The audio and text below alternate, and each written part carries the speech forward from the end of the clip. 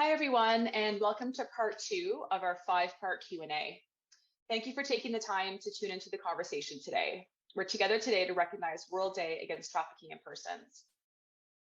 We will begin by acknowledging the lands in which Seneca's campuses are located, the lands stewarded by Anishinaabe, the Haudenosaunee, and the Wendat nations. We acknowledge Treaty 13, signed with the Mississaugas of the Credit First Nation, and the Williams Treaty, signed with multiple Mississauga and Chippewa First Nations.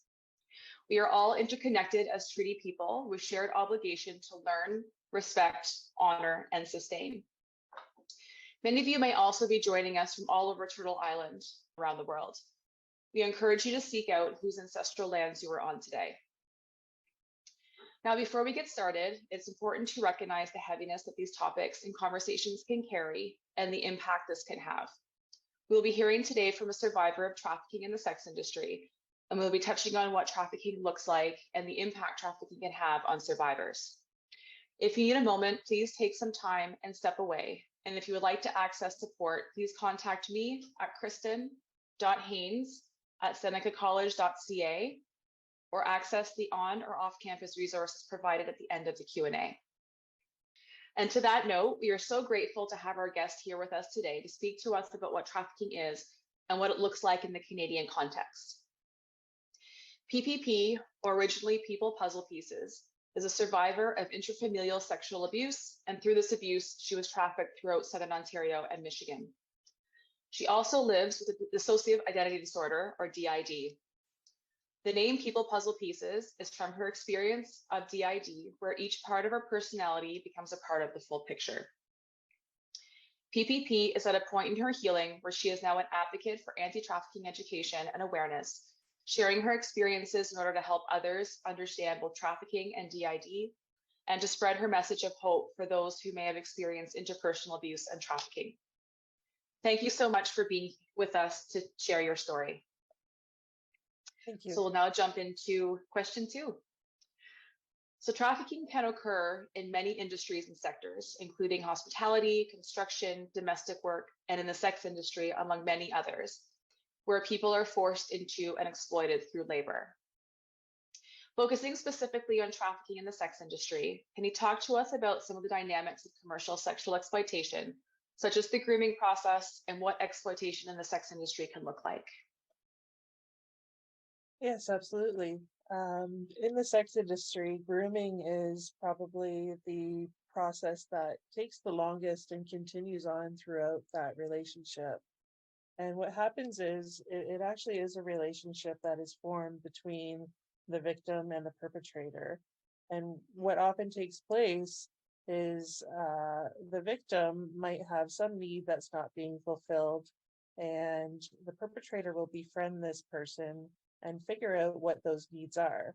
And they'll start complimenting you and giving you the things that you need, fulfilling all of those urges and wants that you've had that just aren't being filled by anyone else. And this can be in the form of affection, it can be in the form of money, it can be in the form of gifts, it can be in the form of sex, it can be in any form that you can imagine. And so grooming is just the description of that person getting you ready to exploit. And what happens is you start to feel indebted to this person. And they use those feelings of feeling indebted and feeling guilty for having accepted all of these favors. And they'll use that to coerce you into doing activities that push your boundaries more and more each time. And so they'll test your boundaries as far as sexual encounters go, and put you in difficult situations and see how you react. And they'll use those reactions, and they'll sort of form a picture of what you're like, and then they'll use those vulnerabilities against you in order to make you do things that normally you would not do. As far as the actual exploitation, it can take place on the street, it can take place in a hotel, it can take place in a home, it can take place anywhere. And the exploitation itself is just it's almost very easy to do because there are so many people that are willing to participate in these activities and want to find others that they can use and abuse and just fulfill their own needs in that way. And it's really a shame what happens. Thank you. There was a couple of things that really stuck out for me when you were explaining that. One being that grooming is kind of an ongoing process, that it doesn't necessarily just, take place in the very beginning of, that coercive or grooming dynamic, that it does kind of occur right through someone's exploitative experience or trafficking experience. And oftentimes that grooming process that really does create that bond between someone can be the process that creates those trauma bonds that really does attach a victim or survivor to their trafficker or the person who is exploiting them.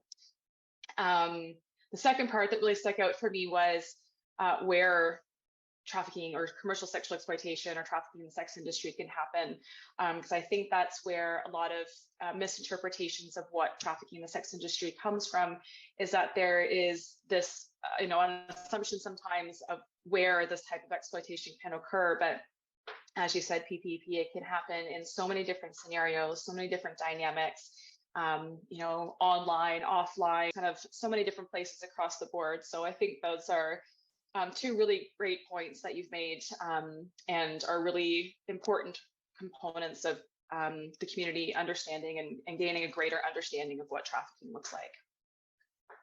Thank you. So thank you everyone for tuning in, and thank you PPP for being here with us today. Thank you for sharing your experiences and providing us with so much information to take away and reflect on. Again, if any folks listening in would like to access support, please contact me at kristen.haynes@senecacollege.ca or access the on or off-campus resources provided.